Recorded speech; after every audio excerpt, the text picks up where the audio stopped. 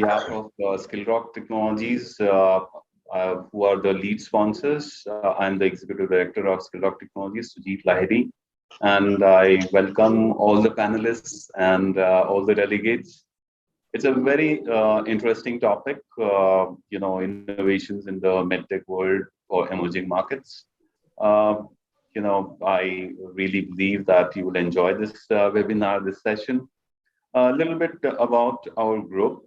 We engage in a lot of philanthropic activities. Our chairman, Mr. Suvalchan Jain, he is involved. He had been involved with Shankar Netralaya Cancer Institute of Chennai, and we have conducted a lot of camps in the rural areas. So, to the extent that we have donated more than 1 million spectacles, conducted more than 400,000 cataract operations in various states of India. So that gives us some insight of what those people face in terms of challenges in their day-to-day Medicare needs. And our solution is operating in 28 countries, where we again come across people from all walks of life.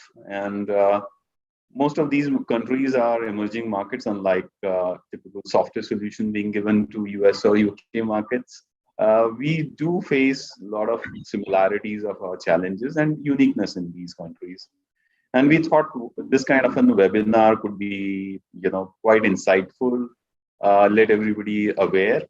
Timing is also right because we are just battled 3 different waves of COVID in India. So in some countries, 4 different waves, and we are much more aware about the healthcare needs and what technology can do along with professional Medicare. So this webinar definitely will talk about all those possibilities and what can happen now, what can happen in future. Not holding all of you any further, I would like to invite Dr. Soumyakant, who is going to be the moderator for this webinar. Over to you, Dr. Soumyakant. Thank you, Mr. Sujit. Really delighted for this session. So we will talk about how healthcare and healthcare innovation has a role, or what its future holds for emerging markets. To understand the entire premise, we have speakers from the best of the industries, and as we proceed, we have Dr. Chandil, we have Dr. Dinesh, we have Dr. Apala. We also are joined by Dr. Subhankar and Mr. Tanju from Turkey. So we will have different aspects being discussed on various health tech innovations that will be pivotal for the emerging economies. And I think we have a great audience. So to start with, am I clearly audible and visible to start with? Yes, you are, sir. Thank you, Dr. Dinesh. So, pardon my tone, I'm little down with flu, but recovered to an extent. So we will talk about medical technologies and health tech. So there are a lot of things coming up, and a lot of things are coming up in the emerging economies. Emerging economies are those countries, for obvious, where these countries are not completely developed, but they are somewhere between developing and developed, where the scope of growth is maximum, where a lot of investors who come and invest their money for various of the projects have a higher growth rate than other economies. So we will talk healthcare in these aspects and these economies. So my first question would be to Dr. Chandil, that we talk about health tech and health tech innovations coming to emerging economies. How do these technologies they cater to patient expectations and demands? However great solutions you have, how do people who are the end customers of these solutions or the patients, how do they get benefited from all these health tech innovations? Over to you, Dr. Chandler. Thank you, Dr. Sumikant. Thank you, Dr. Sumikant. I think today we are at a crossroad where technology is also improvising by heaps and bounds, and the patient expectations are also improvising by heaps and bounds. And today is a day where I think a lot of interdisciplinary approach is also being used in healthcare. Gone are the days where you have to go to a doctor's office to see a doctor. Today, the doctor comes to the house of the patient via teleconsultation or home visits. So much so, also, we have been now talking about continuous monitoring, remote monitoring of patient vitals, continuous monitoring of disease parameters, but also wellness. All of us, most of us who are here, I'm sure, would be, at least half of us, would be sporting activity tracker. So I think today technology is easing towards better health, is easing towards personalized health, I might call it so, and also the expectations are also being met. All of us are diet conscious. We are very clear that we don't want to miss our annual health checkups. So today technology is playing a vital role in connecting these dots, and it's only going to get better in wiring these dots. I'm sure the paying mechanisms also will come out with a lot of innovations, which is already happening in the country. So overall, I think it's a good time for technology to play that role. And the government is also doing its bit by getting out regulations, standardizations of that, the unreached. So today we talk of two components in the country where technology can play a role. One is the public health, otherwise, other one is the personalized health, where it is more of wellness, more of out-of-pocket expenses. So both areas have been today well reached by technology, and I am sure in the days to come, it'll lead to further innovation and further optimization. Okay, so when you speak about public health, I would also want an opinion of this from Dr. Apala. What are you have been working extensively in your domain? So how do you see how these solutions cater to the end person or the patient? How do we fulfill patient expectations and demands through these health tech innovations?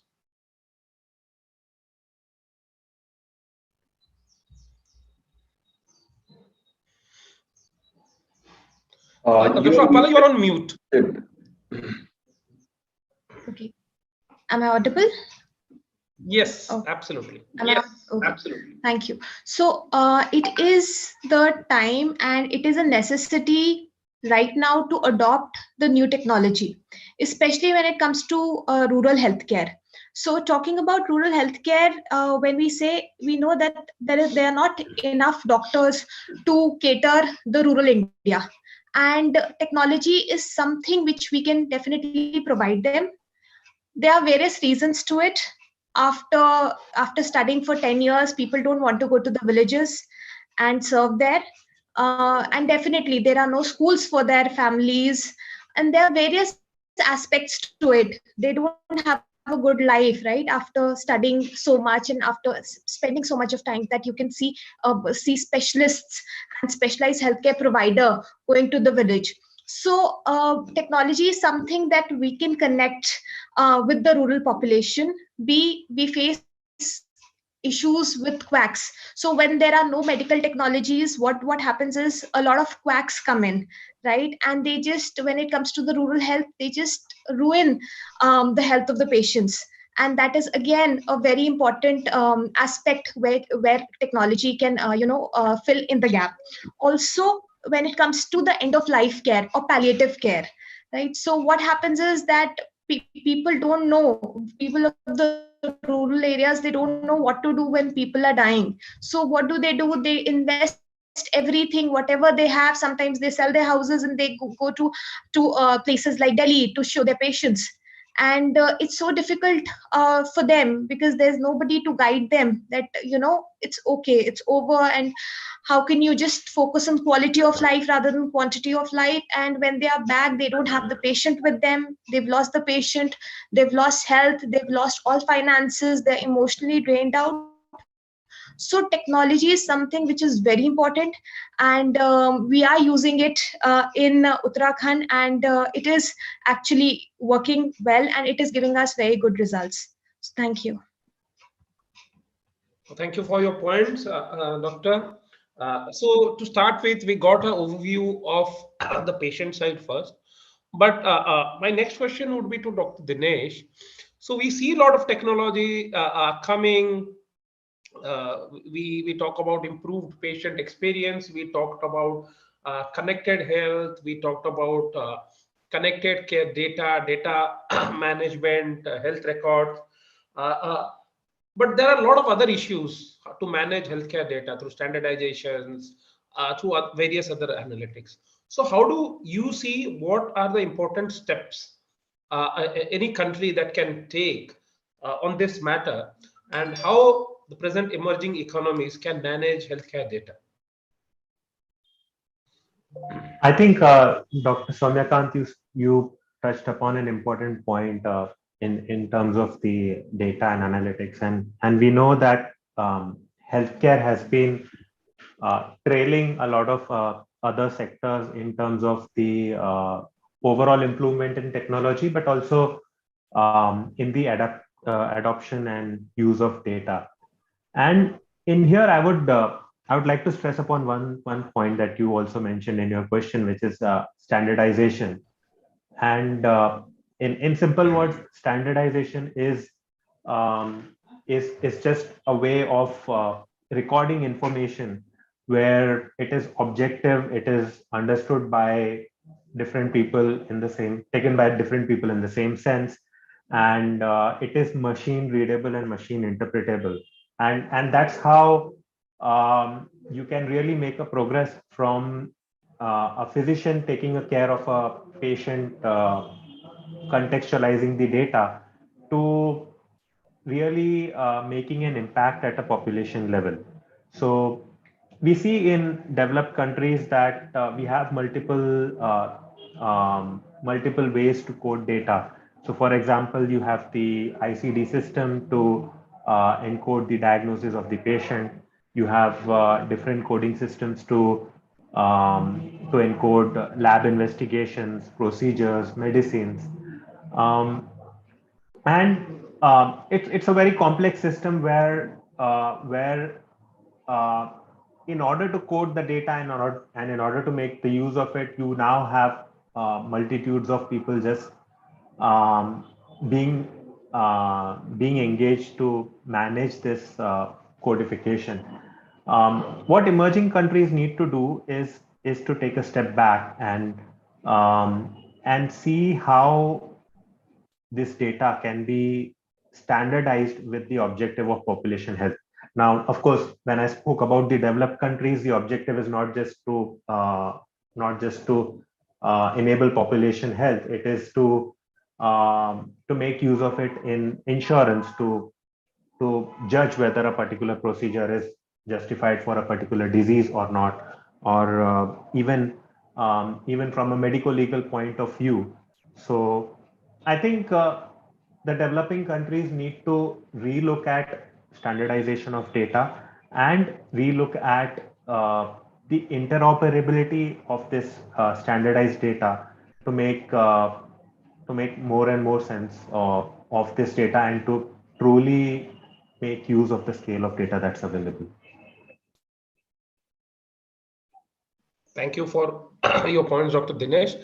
So, Dr. Chandil, you have been working on this quite a time. So, what's happening in India? I mean, we are hearing NDHM has come with a lot of, and we have seen the protocols that are coming into this spectrum. So, what's happening in India on the data side, healthcare data, and all these regulations happening? Thank you. Thank you.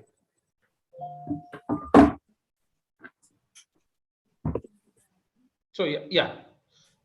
Dr. Chandil, if you can take that.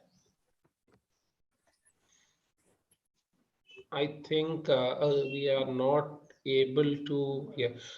Dr. Chandil, can you hear us? Okay, I think okay. I will move to a question to Dr. Suvankar. So, Dr. Suvankar, a lot of digital health innovations are happening in a country like India and all emerging economies.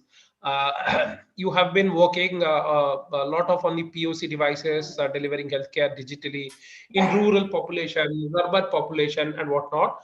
So, we would love to hear from you how you are making a difference with all these digital IoT devices and how you are scaling these solutions. Right. Firstly, good afternoon, everybody.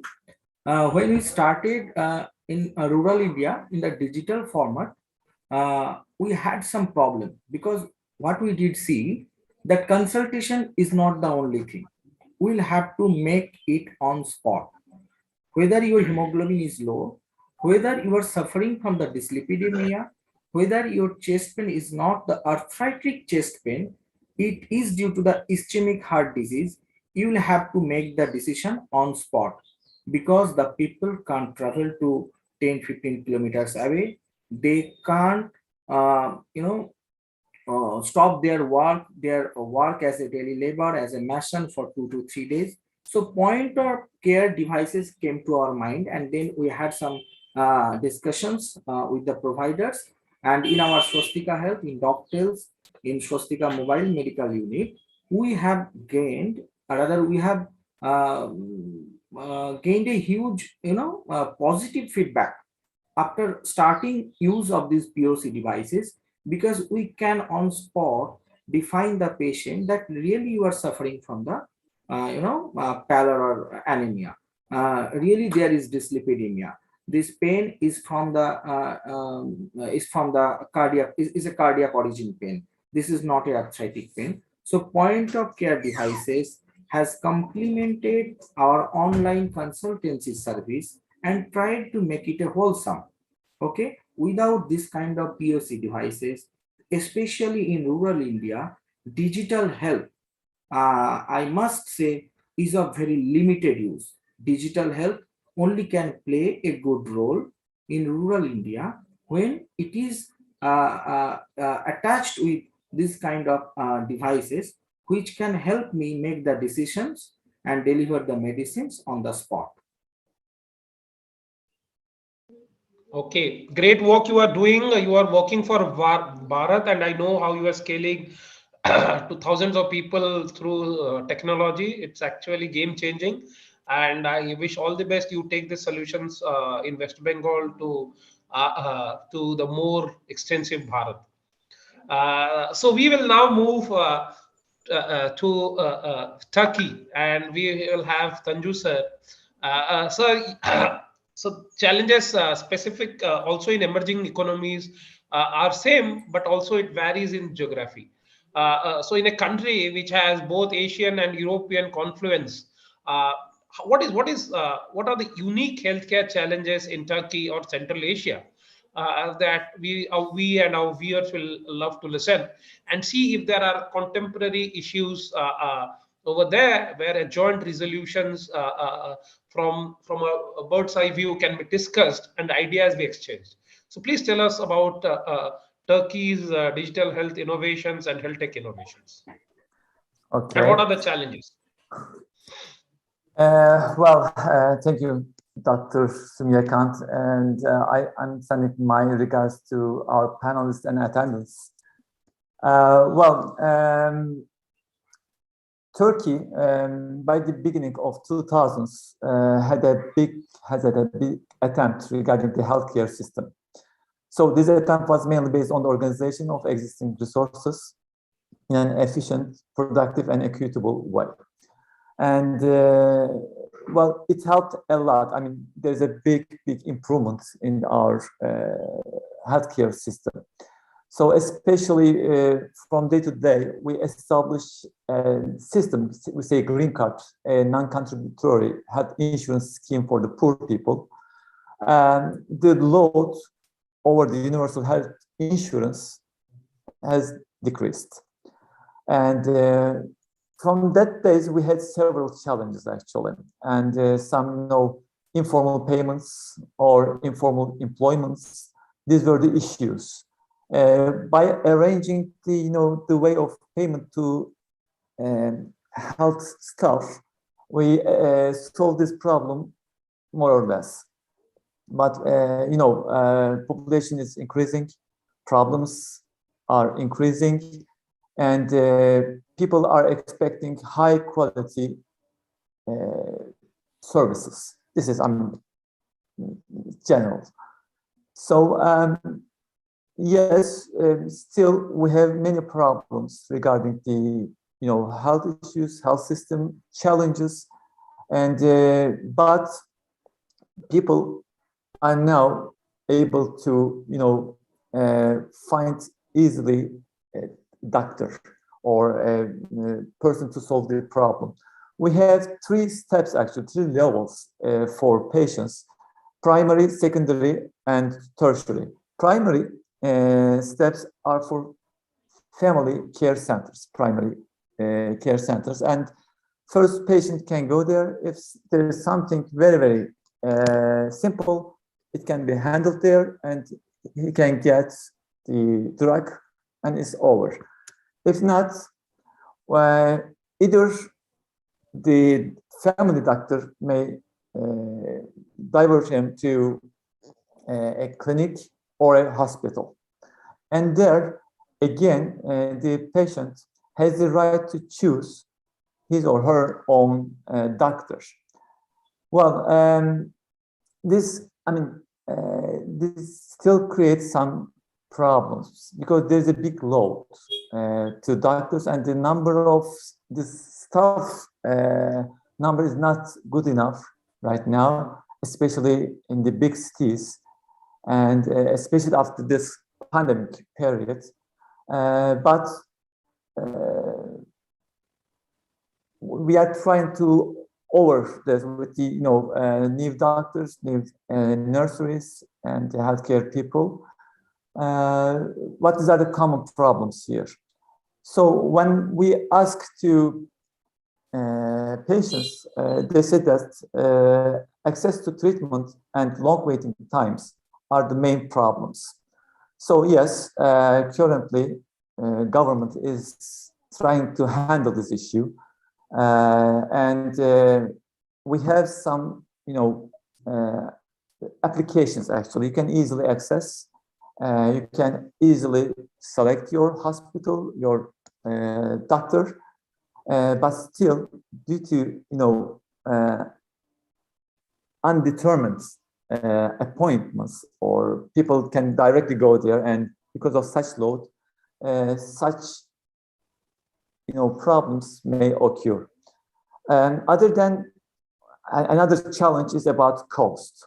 Well, currently we have state hospitals and private hospitals, and when you go to private hospitals, unless your insurance covers, you are supposed to pay sometimes 3 times more, and it creates problem. And if you ask whether there is a big difference between the quality given in a state hospital and private hospital, right now, no big difference.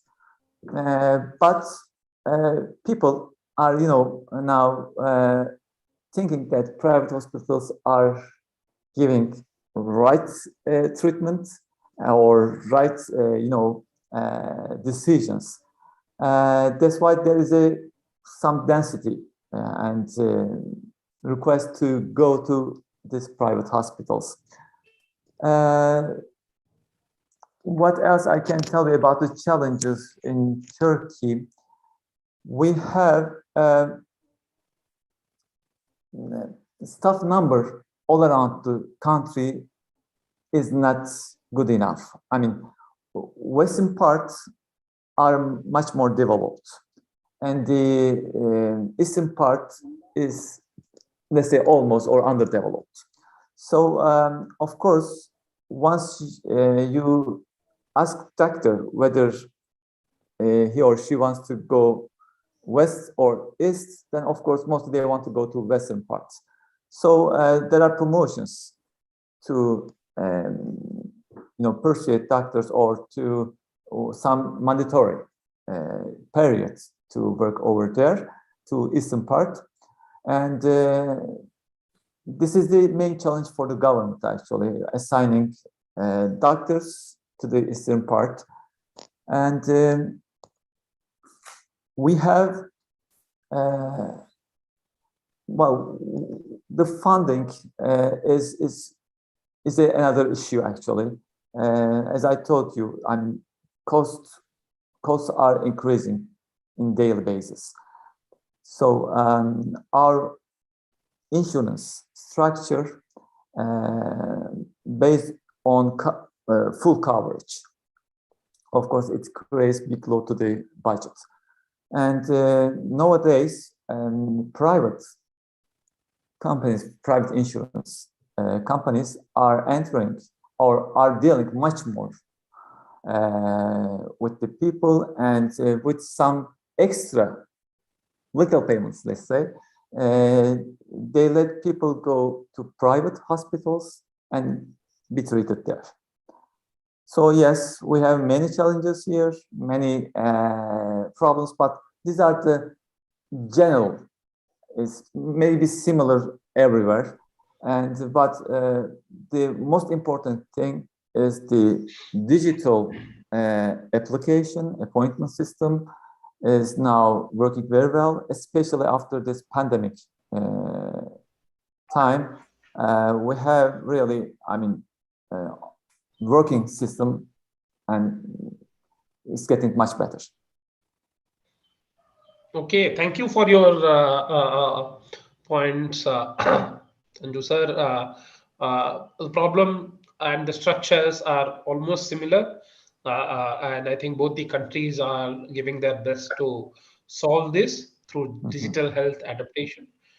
As India is one of the, on the eastern side that you said, India is a great place for medical tourism. So is also Turkey, because the plastic, hair restoration services, Yes. all those as a destination for medical tourism, is Turkey is being the sought after place among lot of people.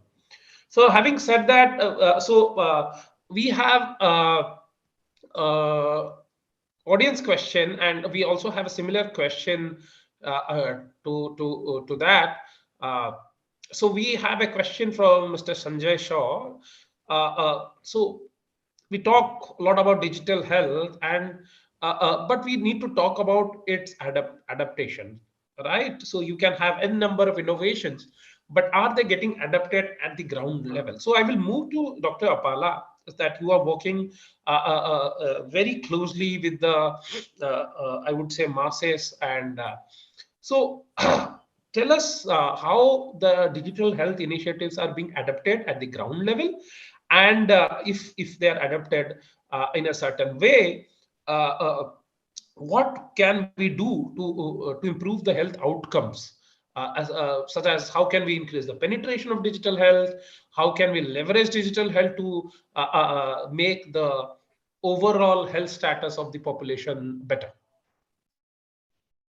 Okay, thank you, Dr. Somikant. So first of all, it starts with awareness. People are not aware what digital health is all about. So when we talk about digital health or we talk about telemedicine, half the people think that we are calling a doctor and the doctor is giving us the diagnosis.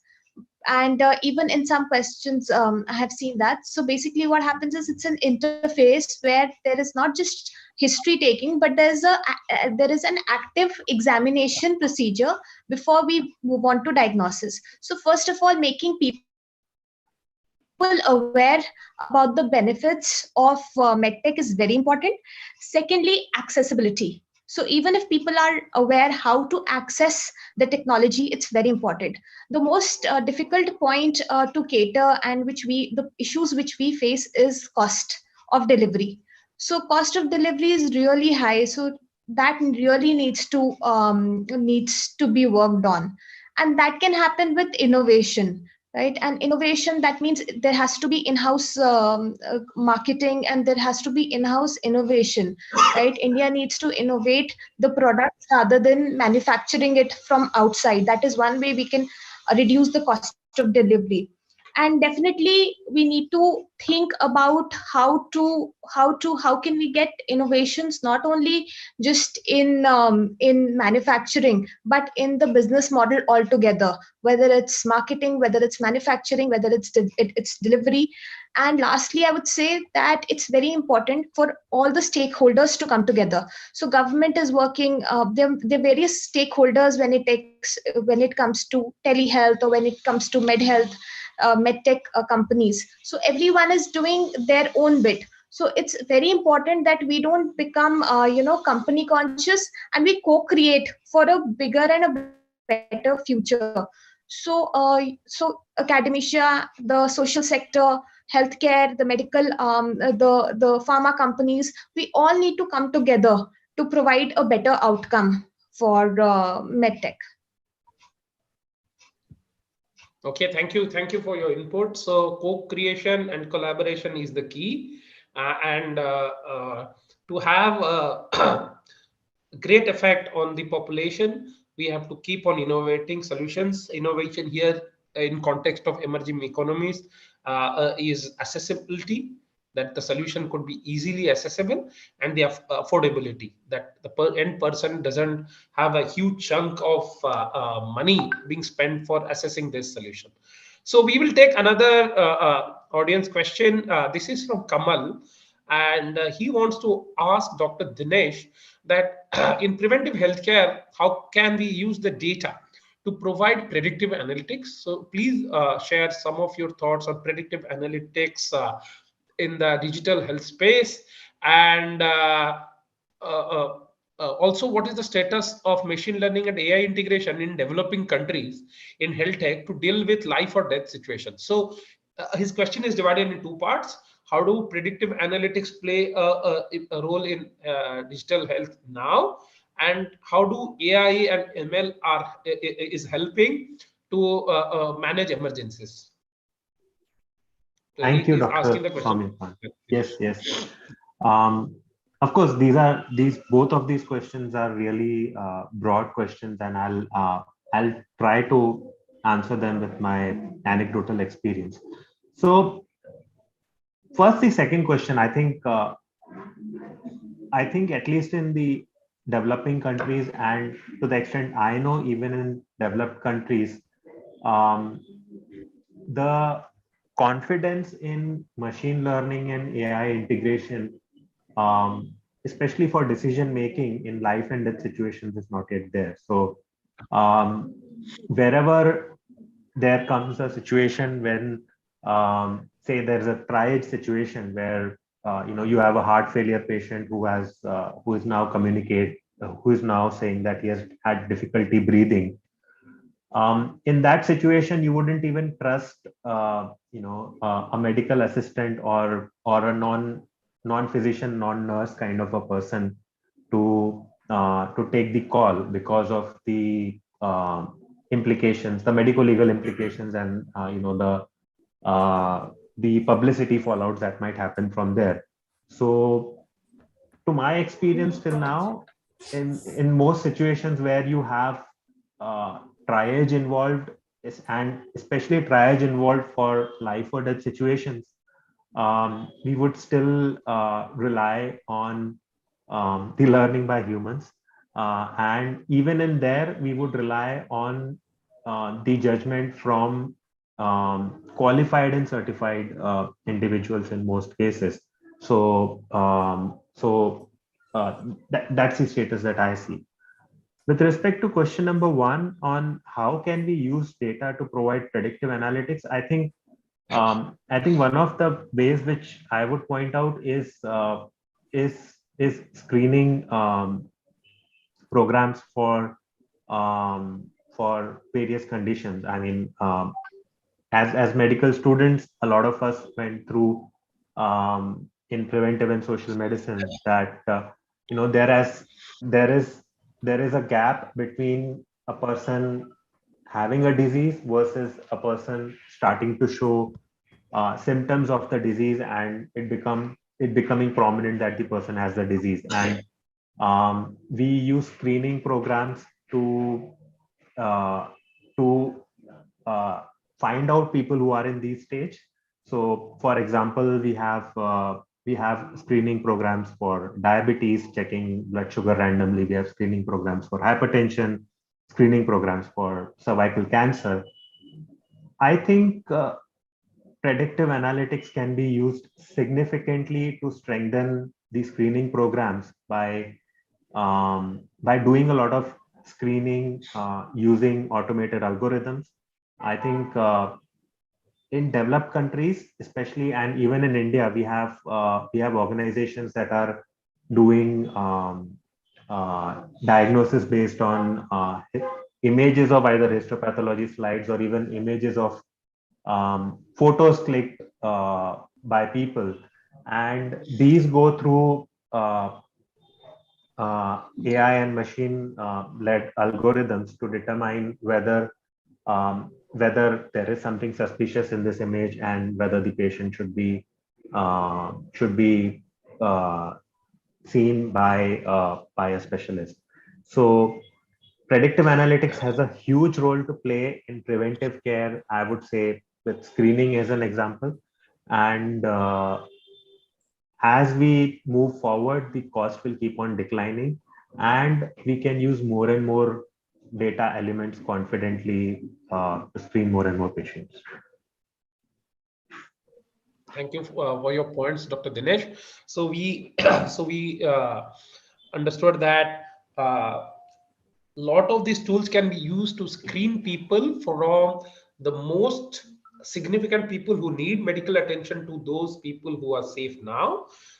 Focus on those people through technology who are very much in requirement of healthcare treatment and all. So technology can play a role there.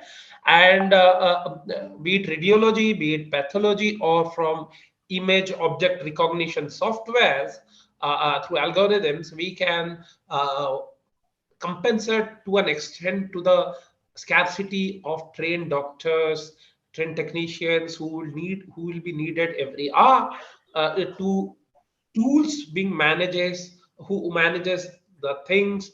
And we know a lot of companies and out of emerging economies, company from India, company from Israel, company from Turkey, who are doing really good in this spectrum.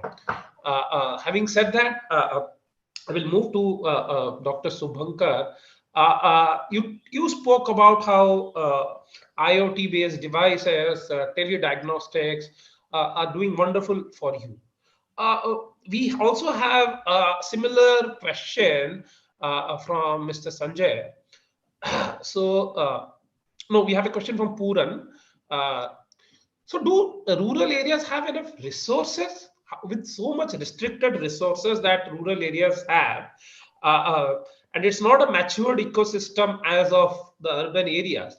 How do you manage all these things with very limited resources and not a matured ecosystem? How do you manage all these things? Thank you, Dr. Soumya. Often we are being asked these questions because everybody know in rural India there is a problem regarding the infrastructure, that is the network connectivity. So when we started working our first project on Swastika Mobile Medical Unit, we had to send our technical persons switching on his mobile throughout the interiors of the villages so that they get proper bandwidth, whether they get proper bandwidth or not. So these problems will be coming, not a big deal. But what we have seen that the what I must say, the ecosystem is not mature. That's right, but it is evolving very rapidly. You won't believe. I must say, rural India, rural Bengal, rural interior Bengal is adopting the digital health at the same pace the urban people are being benefited with it. Because when we are doing a health camp in a certain part and we are going there for our repeated second, third, and fourth camp, the patients are coming. So they are being loyal to our service. They wanted to enjoy our services. So I must say the ecosystem is not matured yet, long miles to go. but people are taking our services. People are moving towards our services with full confidence. We have to work together, as Dr. Opola said, and you summarized that accessibility and affordability, both these two will, will put digital health as the mainstream healthcare in rural India rather than this brick and mortar model. Because as Dr. Dinesh already said, we have to screen so we can early detect the disease, we can stop progressing the disease, we know to refer the patient to a higher center with proper time, with enough time in our hand, that will lower down the cost of the treatment. So all the things will happen only when all the providers, all the stakeholders from the providing side, they comes together to make this service affordable and accessible. It's not a one-day game. It's not a kabaddi game. How much I have invested, how much I have earned. There are a lot of intangible gains. We can save our country. We can save a lot part of West Bengal from being poor day by day due to their private expenditure for health. So rural India is accepting the digital health. This is our personal experience by the Swastika Health, Swastika Mobile Medical Unit. And yes, now it's our responsibility so that we can provide them a consistent, affordable, and accessible at their doorstep healthcare so that they can trust and rely on them. Okay, that's a great insight, which I heard that the acceptance or the need or the demand from rural India is as much as of a urban a thing. So here we can derive that health is the priority of any society, may it be any class. Just that we have to innovate our solutions according to the ecosystem. Thank you for the inputs, Dr. Subhankar. We will try to gauge the same thing from Tanju sir. So in Turkey, Red Crescent is doing great work. I mean, they are doing healthcare services. They are doing relief. So how do you do it? What is your I would say experience? Can you share this entire Red Crescent thing with us? Maybe we learn a thing or two from it and implement in India and South Asia or all the emerging economies that can adapt. Thank you, Dr. Suryakant. Well, between Red Crescent and Red Cross, there's some slight differences right now, actually. Before, yes, we have been in healthcare services very high in density, but now we have 3 or 4 hospitals only, and soon we will, hand over this to the Ministry of Health.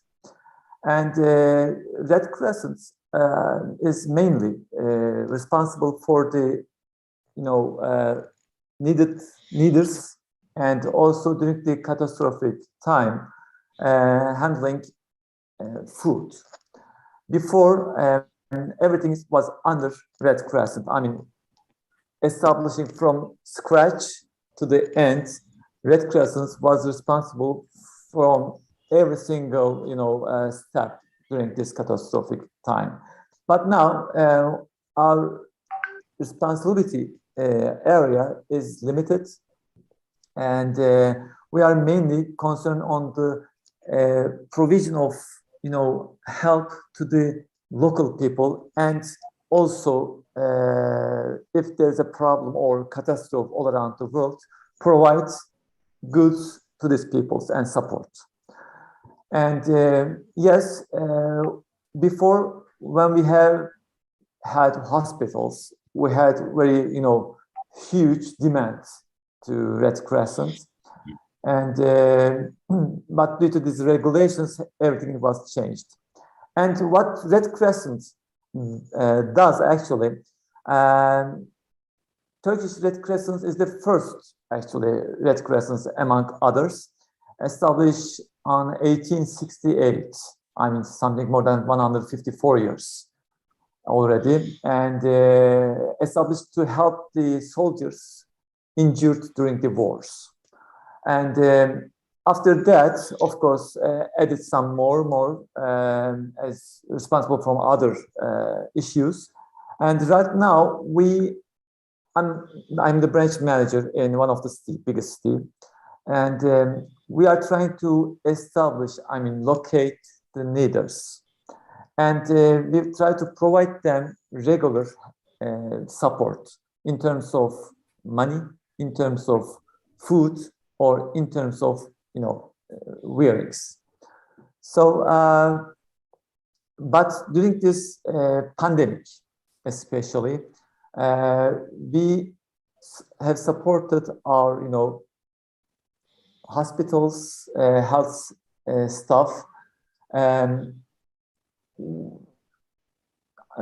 If I'm not wrong, we have provided 2 ventilation machines to each state hospitals.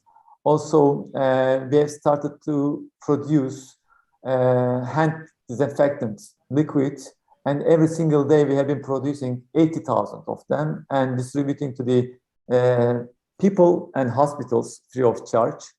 Also, again, we have produced masks, 3 layers, melt blown and spun type textiles. Again, we distributed to the hospitals and citizens.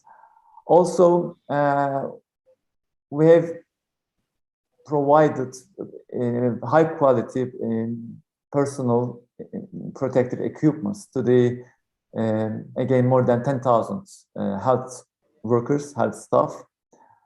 So currently there are 433 branches all around the country, and we are still providing hygiene sets to the people. So these are the current actions we are taking, actually. Okay, thank you for telling us what exactly Red Crescent is doing, and I think in the last 2 years in the pandemic, you people have done a great job. But thank you. But organizations like this will always do good work, but in countries like us, and all emerging economies, the government support is very vital. Dr. Appala, you have been working with a lot of these projects.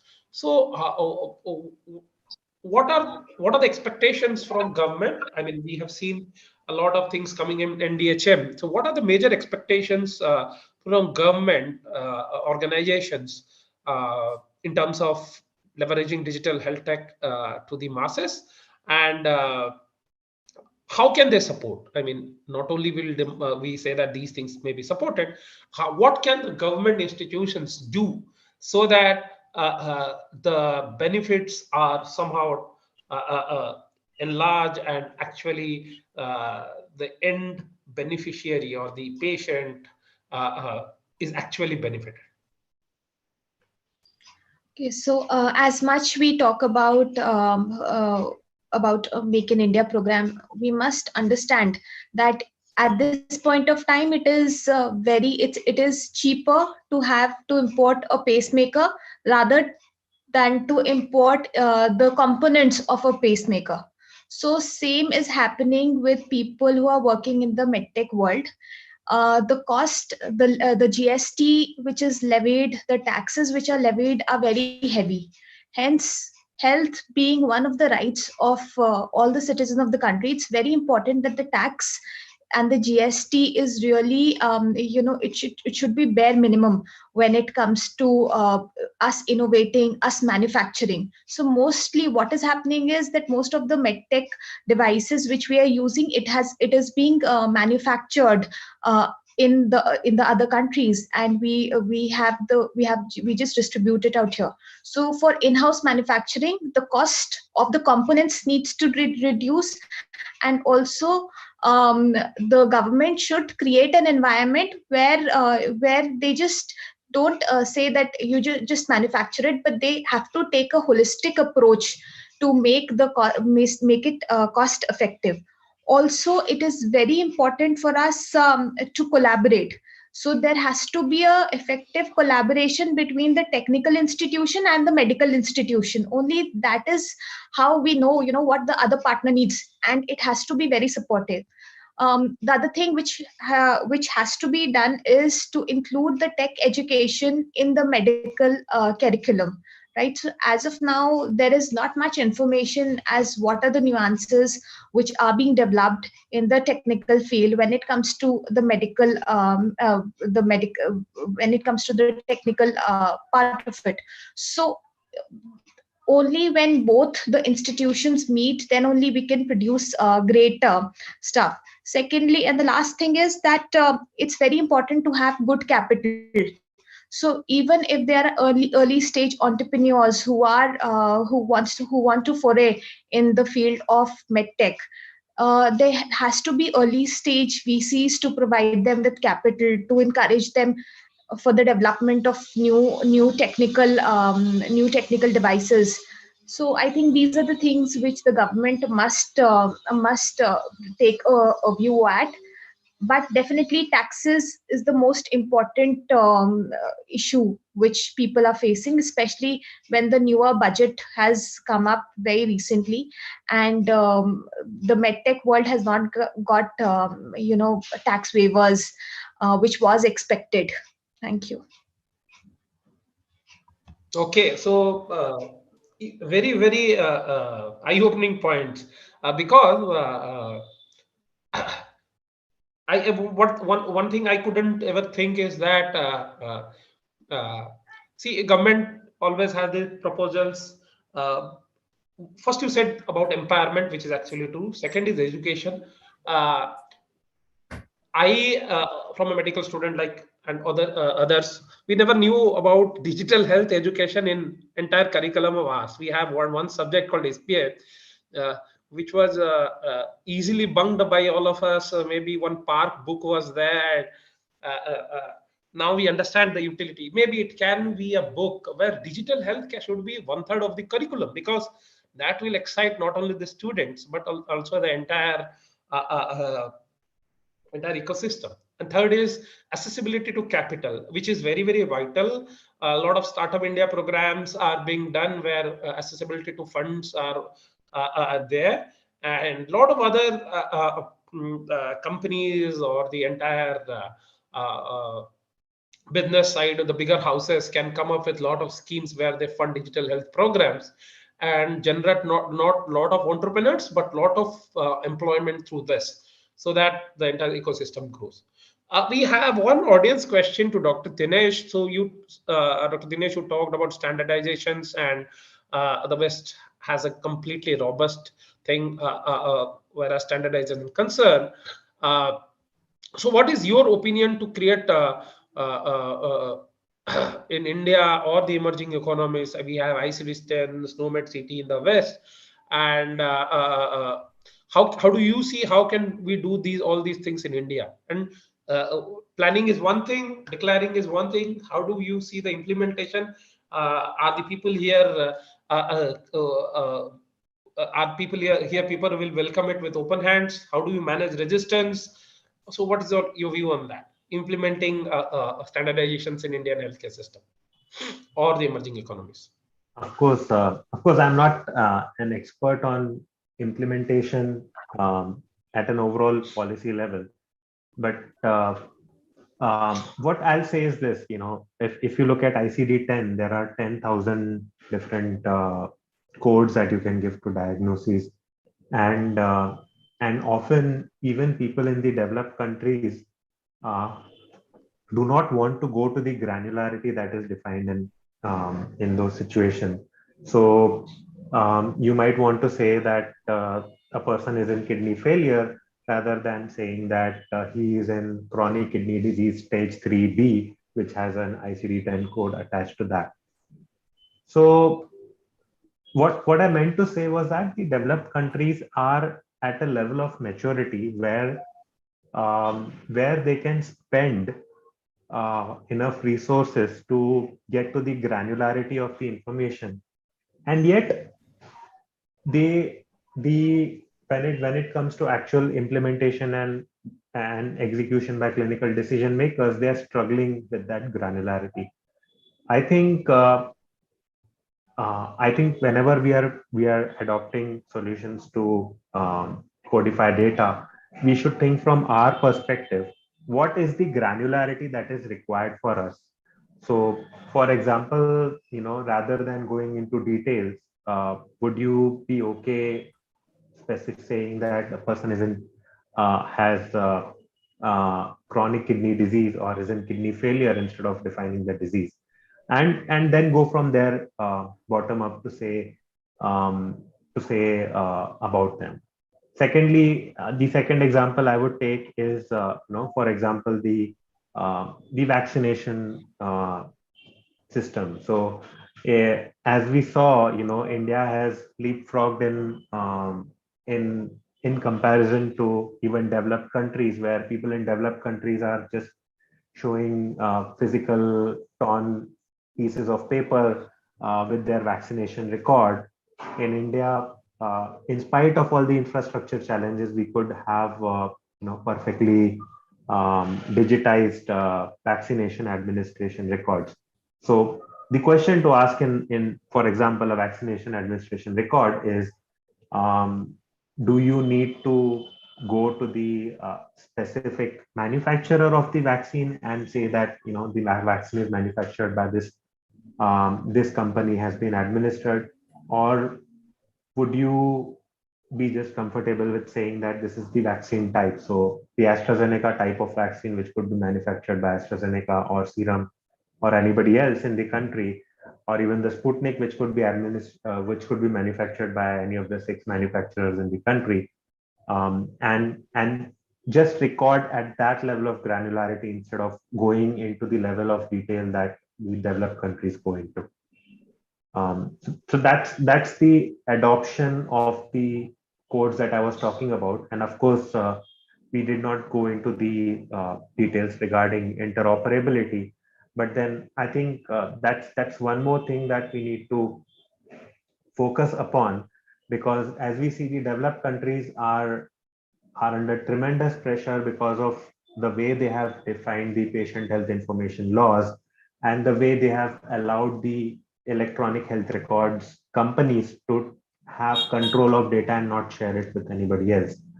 And if we can also, similar to the way that we leapfrog the vaccination administration, if we can leapfrog in some of these areas, which I think we are on the way to do that, then I think we'll be successful. Okay, points well taken. Hope your points are also considered by the implementing authorities, and they have a good way to implement it. So we have some audience question and we have similar questions. So my question would be to Dr. Suvankar. So you are doing great work in West Bengal. So what were the actual ground difficulties you faced? I mean, no one talks about the difficulties that arise out of any health tech project, and we all talk about goody things, and we see that we have done a beautiful work. But what were the actual ground difficulties? One. Second, while you were implementing digital health in West Bengal, was the acceptance by the rural people a knee-jerk effect because of this pandemic? After, when the pandemic ends, will this survive? How do people react to all this digital health post pandemic? So 2 questions: what were the obstacles in implementing it? 1. Second, what will happen after pandemic? How will people react to digital health? Right. As far as hurdles are concerned, hurdles are from different angles. One from the infrastructural angle, as I earlier said, the network connectivity. Already I have seen some question from the audience that if there is no network, then how could you provide digital health? So the network connectivity is a problem. It may sound very lighter, but this is the biggest problem, because if the network connectivity is not there, I am not the Tatas or Birlas or Ambanis who can make the Mukimnagar Gram Panchayat connected with the internet. I will have to have some internet connectivity, and by the grace of the God and by the infrastructure companies, the telecom companies, the network connectivity has reached to a good extent. Because now I am sitting 8 kilometers away from Bangladesh border. Even I am in conversation with you. So it's a good experience regarding the network connectivity. That has been a hurdle. So with time, it will be overcome. Secondly, hurdles from the perception of people or the stakeholders. The rural India, there is nothing called organized health providers. I must not depreciate anybody, but rural medical practitioners or quacks, they are a big chunk of the influencing heads. They are the main influencers. They are the main opinion leaders. If we can't communicate them properly, or if we can't make them the part of this ecosystem, we are not being able to reach to the distant most population. We have these case studies where we have seen a Piramal to fail in their native in Rajasthan 25 years back, when they thought about digital health over telephone services with good protocols, with excellent, excellent workflow, but they failed. Ultimately, they did stop the project. So when, secondly, when we're coming to the providing services of digital health, we must make feel the quacks not frightened that our portion will go out. We'll have to make them the part. So second thrust or resistance come from the rural medical practitioners, that what we have seen very hyper locally in rural part of few districts of West Bengal, that they may spread a negative words regarding your project, very catchy words, few catchy sentences, which people usually swallow. So the first hurdle is from the network connectivity. The second hurdle is from the receiver side, those who will enjoy our services. That is the rural people, because the quacks, the rural medical practitioners, they have a good hold in their local community. So in response to my first questions, hurdles are there, but our projects are going on in Hill Van, in Swastika Mobile Health. We are getting good number of footfall. We are having our repeated loyal customers within a few small month span.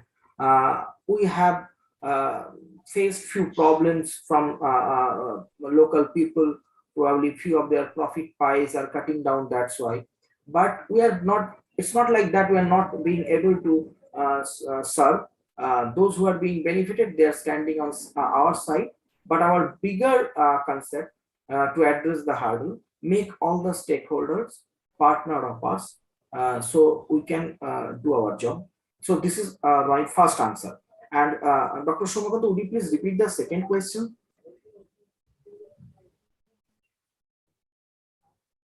Sorry, I couldn't hear the last line. Would you please repeat the second question?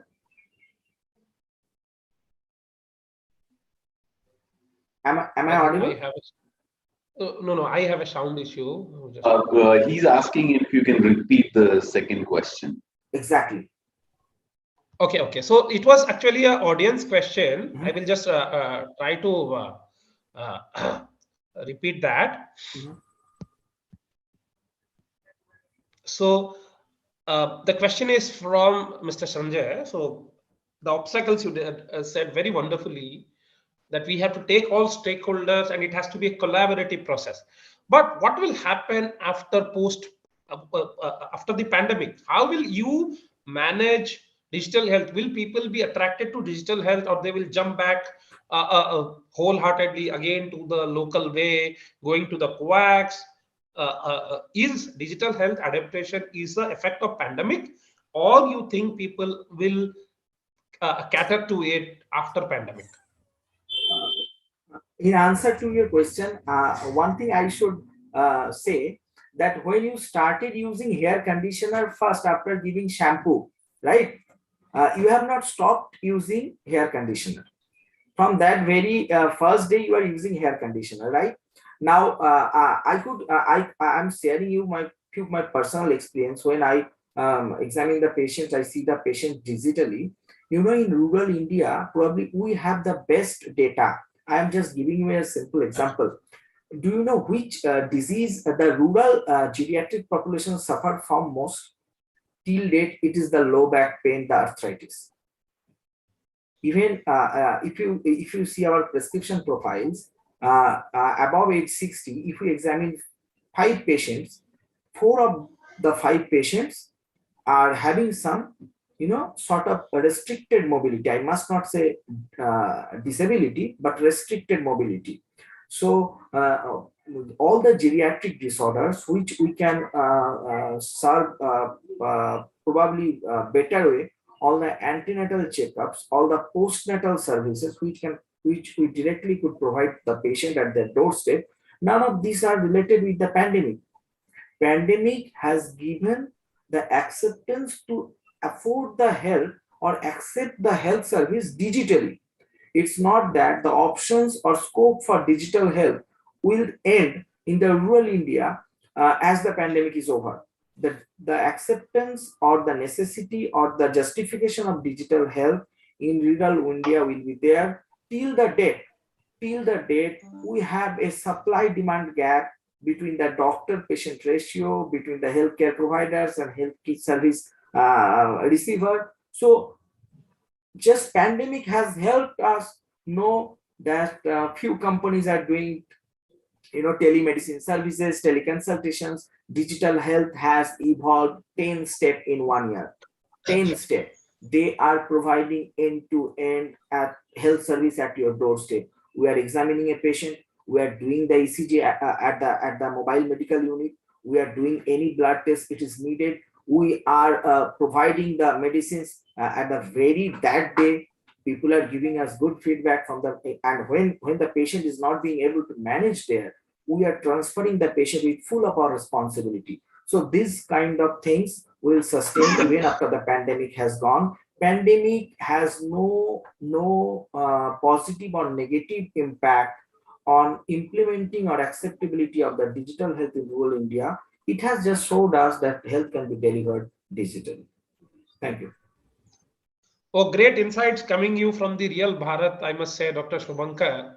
I wish digital health penetrates to the core part, to the extreme of the country, and we all are benefited. I will go to your first point, digital health or screening in the no internet area. I will feel I'm delighted to say that we at MedTech have solved this problem. Now our telediagnostic solutions works even in no network area. So the devices, IoT platform that we use can work in non-internet area. Whenever you come to internet area, those data will be pushed to the screens and wherever it required. So people from our partners who screen people at the periphery can screen with no internet, and when they come to internet area, they get all the data and all these things. Earlier, Dr. Appala mentioned about that various funding process for health tech companies, at least at the initial level. And I personally raise money for my startup, talk to VCs, talk to angels, talk to various other corporates, not only in India and internationally. But there are a lot of alternate sources of funding for MedTech, right? So I will come down to Mr. Tanju. Please enlighten us. What are the alternate sources of funding for MedTech, apart from the traditional VC and all, where people who are interested to make a change in health tech space, as an entrepreneur, as an organization, or as a collaborative unit, how can they explore such opportunities? Your views, please.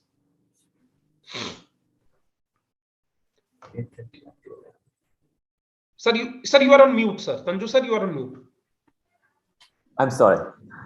So medical technologies are the products, services, and the solutions to save lives or heal people.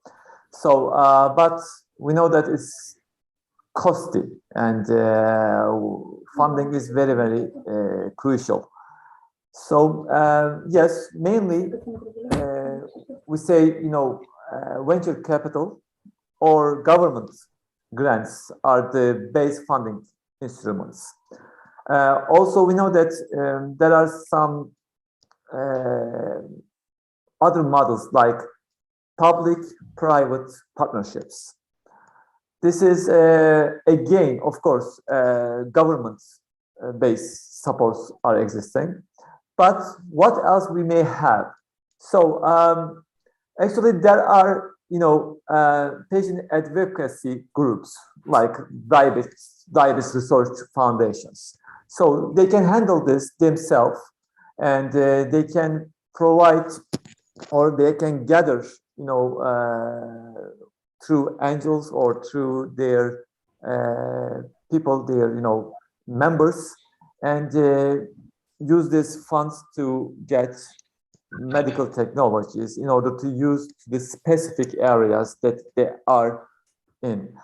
And also there are very specific let's say clinics or offices based very specific activities. So again, they can be established by investors or again through membership contribution. Well, again, startups is very, very important. So that's why once you start up, it's good. So if the system is generating some products or byproducts, then maybe it's going to be some revenue generating activities can be handled. And yes, at the beginning, you need to have this technology in order to generate revenue. But yes, so if you have leasing or whatever, you can handle this every interest or whatever the difference to be paid can be covered by such revenue generating activities. So again, whatever you do, it's always important that the government provides some incentives. So I would like to touch up such incentives, but they can be some, in general. So, well, we may have some cash grants for, machinery and equipment. Or again, there are many taxes in Turkey. I mean, direct and indirect taxes. There are many of them. So if it's VAT, income tax, corporate tax, there can be decreased or even some exemption may be applied. So also governments can provide, I don't know, field or buildings. So they can say that, okay, this is my support to you, and you establish all infrastructure and technology within this facility. It's also possible. So again, interest and dividend support is important. Well, again, government can say that, or using the national banks, they can let the payment start after 5 years. I mean, so the system starts to produce, money, so it will be easy to, cover the costs. And again, in order to use these medical technologies, you need experienced people, qualified people. And of course, qualified people means salary. If you provide good salary, then you have people to run the system. And again, salary is another issue. Government can provide part of or full of the salaries for a given period. It's also important. Again, state may be a shareholder of this company. And according to agreement, government may say that, okay, at the end of the 10 years, you're going to be my first caller, and I'm going to sell my shares to you. It's possible. It's again a funding system. Or if the system is producing any product, then the government may provide a guarantee, saying that, okay, for 5 years, for 10 years, whatever, I guarantee to buy this product from this price. Again, it's a good way of finding, I believe. So I don't know, other than this, there are many, permissions, licenses, and the certificates, whatever, and everything is cost. Again, some exemptions may be applied to them as well. Thank you. Thank you for telling us more about the grants. We should look after government grants, not in your own country, but other countries who support all these emerging economies. We should also look after organizations, individuals who are a little bit working and funding a lot of health tech companies to start with. Apart from that, there are a lot of organization people, at least they will connect you to a lot of these angel investor VCs who are always working on the impact side of health tech innovations and funding. Yes, the list is long, but we have to discuss and reach out to these people. Having said that, I got a message, and we are running out of time according to Priyanka. But thank you all for all your valuable insights and all your suggestions for a lot of queries. Sorry to all audience from which we couldn't take the questions, but I think most of the things we are covered. We will have more of this session in the future. I would thank you, Florence, and the community. Over to Mr. Sujit now to conclude the session. Thank you for inviting me as a moderator. I represent a partner of Florence. Medtel and Florence work together to bring digital health innovation in India. And thank you for the time. Thank you all. Over to Mr. Sujit. Oh, that was a wonderful session, and thank you very much, Dr. Soumyakant, Dr. Dinesh, Dr. Apala, Mr. Tanju, and Dr. Subhankar. I really am very thankful, really glad that, it was so interesting to answer these questions. The delegates also had been very, interactive. They posed the relevant questions. Many thanks to them. And this is not the end, this is the beginning, okay? So we actually kicked off a discussion, and we will be following up with more webinars, taking this agenda forward. Definitely, we would look forward to the delegates and panelists. Please watch out for, interesting topics that will evolve out of this webinar itself, okay? With this note, definitely I would like to end here, but request the delegates to watch a video which will be less than 1 minute. Thank you very much.